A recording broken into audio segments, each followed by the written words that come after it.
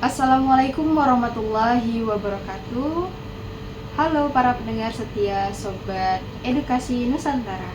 Hari ini kita akan membahas topik yang sangat menarik terkait tentang dunia pendidikan kita saat ini, yaitu perkembangan teknologi pendidikan di Indonesia. Bersama saya Silvi Ismayanti dan telah hadir narasumber kita yaitu Muhammad Muhyiddin. Mari kita sapa terlebih dahulu. Assalamualaikum Mas. Waalaikumsalam Mbak. Bagaimana kabarnya hari ini? Alhamdulillah Mbak. Kalau untuk kabar hari ini sehat Mbak. Terima kasih sudah mengundang saya di podcast kali ini. Iya, Senang sama-sama. bisa berbagi dengan Mbak. Ya, saya juga tentunya sangat senang sekali kehadiran narasumber. Nah, baiklah Mas, langsung saja nih. Kalau kita berbicara soal perkembangan teknologi pendidikan di Indonesia, sebenarnya apa sih yang sedang terjadi dalam sistem pembelajaran kita saat ini? Baik Mbak. Kalau yang sedang terjadi di sistem pembelajaran kita saat ini, Ya. yaitu perubahan yang cukup besar. Jadi pendidikan ini bukan lagi hanya berlangsung di ruang kelas. Jadi teknologi ini membuat proses belajar kita jadi menjadi lebih fleksibel. Maksud dari sini yaitu kita bisa melakukan kapan saja, dimanapun kita berada, gitu Mbak. Oh begitu ya Ya Mas. betul. Jadi sumber belajar yang dari guru itu bukan sekarang. Oh maksudnya tuh pembelajaran yang dulu gitu. Ya, Oh kalau dulunya gimana sih Mas sumber belajarnya? kalau dulu kita dari buku. Oh Nah, ya, kalau benar, sekarang ini kan buku. kita lihat dari HP pun itu bisa. Oh iya, Nah, ya, e-book betul ada, sekali, Mas. listening ada, ya kan? Iya. Bila kita mencari DVD dari buku, dari HP. Dari HP. Nah, dari HP itu ada PDF juga ada. Nah, sekarang siswa juga bisa mengakses yaitu materi melalui video. Contoh dari YouTube, Oh iya, video benar, pembelajarannya ya kan. Jadi menggunakan platform digital, bahkan media saat ini yaitu sosial yang dikemas dengan edukatif. Itu Mbak. wah, betul sekali ya Mas. Ya. Jadi memang kalau dilihat sekarang ini media sosial itu juga bisa digunakan untuk pembelajaran ya Ya, Mas. betul. Dulu mungkin kita hanya mengenal yang namanya papan tulis dan juga buku cetak. Sekarang ada yang namanya e-learning, kemudian aplikasi belajar dan juga kelas virtual. Nah, di sini kalau menurut Anda, apakah perkembangan ini dipahami dengan benar oleh semua pihak? Jadi itulah Mbak, tantangannya itu banyak yang mengira teknologi sekarang ini pendidikan bukan hanya berarti dari memanai gadget atau internet. Oh Nah, iya. padahal itu dari teknologi pendidikan adalah bagaimana teknologi digunakan untuk meningkatkan kualitas belajar. Nah, di situ bukan hanya sekedar mendengarkan informasi digital Iya. tanpa pemahaman. Jadi di situ juga kita harus memahami. Nah, kan itu ada tutorial. Nah, dan teknologi bukan hanya menjadi alat tanpa makna. Itu Mbak. Sangat menarik ya Mas pembahasannya. Nah, kalau kita lihat sekarang ini, pemerintah sudah menghadirkan berbagai platform seperti Merdeka Belajar, kemudian ada berbagai pelatihan digital yang digunakan bagi guru gitu. Apakah ini tanda bahwasanya Indonesia itu sudah serius dia mau menuju ke transformasi pendidikan digital? Wah, benar Mbak. Pemerintahan sudah mulai mendorong digitalisasi pendidikan. Namun di sini transformasi tidak hanya soal platform, ya, jadi tapi juga kesiapan guru, budaya belajar siswa, di mana dukungan lingkungan sekolah jadi lebih aktif gitu. Oh, jadi dukungan dari lingkungan juga ya Mas berpengaruh ya kan? Jadi teknologi bukan harus dibarengi perubahan pola pikir. Nah, guru harus kreatif, siswa harus aktif, Ya. dan sekolah juga harus adaptif. Oh, harus adaptif. Jadi semuanya itu harus berkontribusi, berperan gitu ya, Mas? Ya, betul sekali, Mbak. Itulah kira-kira. Berbicara soal guru nih, tadi kan menyinggung soal guru. Ya, betul. Banyak guru yang saat ini kita ketahui masih kaku gitu, Mas. Masih kaku, masih sulit untuk mengikuti perkembangan teknologi saat ini. Menurut Mas nih, bagaimana cara kita untuk menghadapi hal tersebut? Mbak, kalau menurut saya, jadi guru itu tidak perlu langsung mahir teknologi. Oh, nggak itu, perlu ya, Mas? Itu menurut saya. Oh, iya. Jadi yang penting adalah kemauan untuk belajar dan benar mencoba. sekali, Mas. Jadi mencoba. Mungkin dari mencoba itu nanti kita jadi terbiasa. Terbiasa dan bisa gitu betul. ya, Mas. Mulailah dari hal sederhana seperti menggunakan media presentasi, membuat kuis digital, atau memanfaatkan YouTube.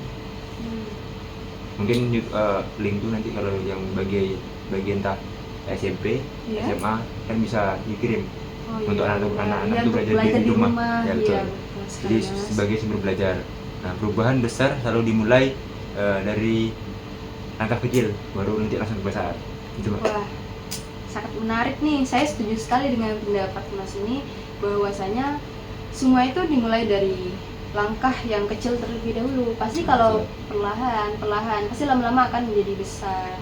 Sama juga. Jadi intinya itu harus ada kemauan gitu ya, Mas, sebenarnya. Betul. Harus ada kemauan.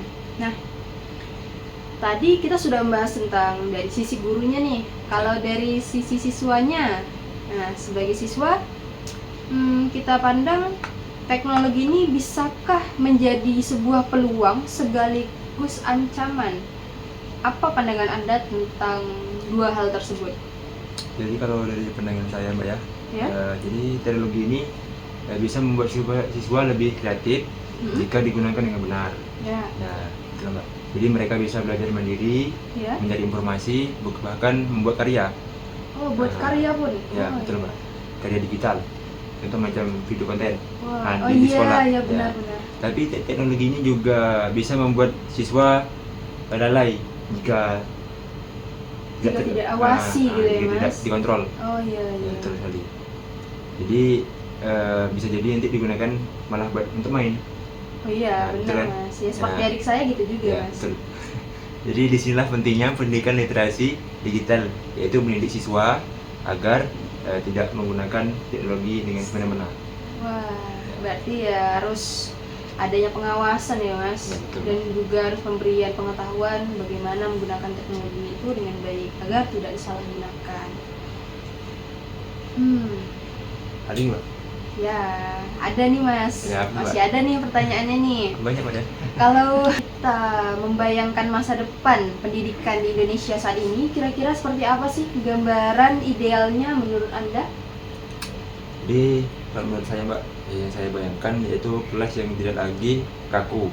Guru dan siswa itu bisa menggunakan berkolaborasi. Ya, jadi bukan hanya satu arah. Jadi pembelajaran bisa terjadi secara dua arah gitu ya, Mas.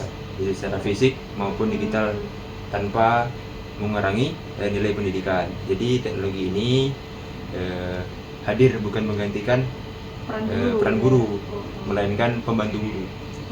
Pembantu, dia bisa menjadi alat bantu. Tetapi memperkuat hubungan antara antara belajar antara guru dengan siswa, itu, Mbak. Oh, berarti dia ini memperkuat hubungan belajar terkait dalam konteks belajar antara siswa dan juga gurunya, berarti ya teknologi ini. Dan dia juga bukan menggantikan berarti ya, Mas, melainkan dia mendukung, membantu. Luar biasa sekali, Mas. Nah, ini kita hampir sudah memasuki sesi akhir nih, Mas. Oh iya, Mbak. Sebelum kita masuk ke sesi akhir, mungkin saya minta Mas untuk sedikit menyimpulkan terkait pesan singkat untuk para guru, siswa, dan juga mungkin orang tua yang sedang menghadapi era digital saat ini. Baik, jadi untuk para guru yang di luar sana, jadi jangan takut untuk mencoba teknologi baru. Jadilah pembelajaran sepanjang hayat, karena murid-murid sekarang ini membutuhkan guru yang profesional. Ya, Ya. benar sekali. Guru profesional itu penting itu, Mas. Ya, yang ada di era digital saat ini. Ya, setiap langkah kecil dalam belajar teknologi ya adalah investasi besar untuk masa depan pendidikan. Jadi untuk siswa, Ya, untuk untuk siswanya. siswa manfaatkan teknologi dengan benar. Oh iya. Jangan cuma untuk bermain game. Betul nggak? Ya, betul sekali. Itulah, Mbak, Gunakan bijak ya kan? Jadi gunakan melalui digital untuk menambah wawasan, mengasah kreativitas, Ya. dan membangun karakter positif. Dan untuk orang tua juga harus didampingi, Mbak. Oh iya, Harus dampingi anaknya. mendampingi Ya. anaknya, Mas. Ya. Kadang kan kalau tak didampingi ya tahu-tahu aja lah. Ya, bisa aja salah digunakan. Betul. Yang seharusnya mungkin untuk belajar malah digunakan untuk bermain. Ya. Ya. Jadi bukan hanya memberi fasilitas. Oh, jadi orang tua juga harus memberikan fasilitas itu tadi ya, Mas. Ya. Dan bukan sekedar fasilitas tapi juga untuk mengawasi, juga Betul, mengawasi ya kan? Betul. Jadi jika guru, siswa dan orang tua mampu berjalan beriringan, maka masa depan pendidikan Indonesia akan menjadi lebih maju. Ya. Gitu, Mbak. Lebih maju, adaptif, dan berdaya saing di tingkat global.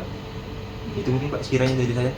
Wah, Masya Allah sekali ya, sungguh luar biasa sekali pemateri kita, narasumber kita pada hari ini. Ya. Sangat menyentuh sekali dan termotivasi sekali tentunya dengan apa yang diberikan tadi.